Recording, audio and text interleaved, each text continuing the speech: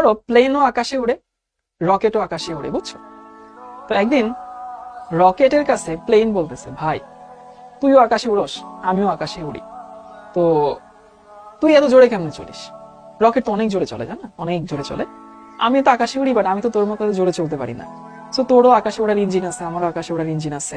আমি answer, rocket একটা answer দিল যে ভাই পেছনে আগুন লাগুক, তখন তুমিও বুঝবা, তখন তুমিও বুঝবা যে কেমন জোরে চলতে হয়।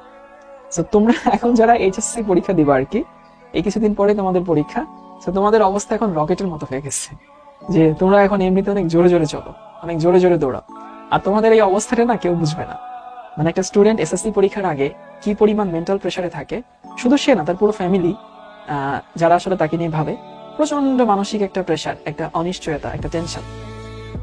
তো এই টেনশনটা যে পার না করছে সে কখনোই ফিল করবে না, সে কখনোই তুমি তার অবস্থানটা বুঝাতে পারবে না।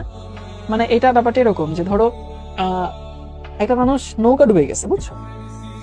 এখন নৌকা ডুবে গেছে, সেই মানুষটা পানিতে ডুবে যাচ্ছে এবং সেই মানুষটা খুব বাঁচার জন্য হাহাকার করছে পানির নিচে, কোনো মতে একটু মুখটা উপরে নিয়ে সে সাঁতার জানে না আর কি, বুঝছো? তো পাশ দিন একটা ছোট মাছ চলে যাচ্ছে, তো মাছটা মনে মনে চিন্তা করছে, এত ঢং করে ভাই পানির মধ্যে বেঁচে থাকে, এটা তো এমন কি?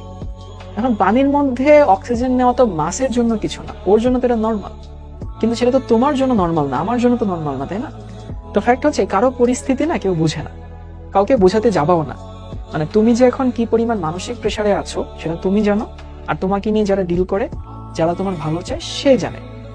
অনেকেই তোমার এই এফোর্টটাকে দাম দিবে না, অনেকেই তুমি যে এখন সিরিয়াস, তুমি যে এখন অনেক পড়াশোনার চেষ্টা করছো, তুমি যে রিভিশন দেওয়ার চেষ্টা করছো, এই জিনিসটা অনেকে খুব ছোট করে দেখে।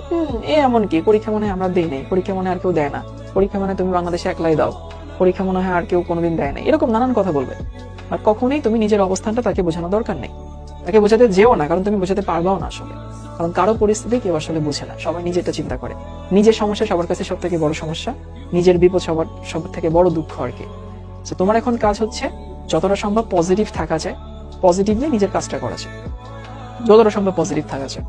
মানে চেষ্টা করবা রেজাল্ট নিয়ে একটু কম ভাবার, যে কি হবে, প্লাস পাবো কিনা, গোল্ডেন না পারলে কি হবে, কে কি বলবে, এগুলো না তোমাকে হচ্ছে আরো ভয় বাড়াই দিবে, তোমার মধ্যে আতঙ্ক বাড়াই দিবে। আর ওই আতঙ্ক কখনোই আসলে ভাই তোমাকে হেল্প করবে না, বুঝছো? তো চেষ্টা করবা যতটা সম্ভব রেজাল্ট নিয়ে কম ভাবা যায়, নিজের এফোর্ট নিয়ে ভাববা, রেজাল্ট এমনিতে ভালো আসবে।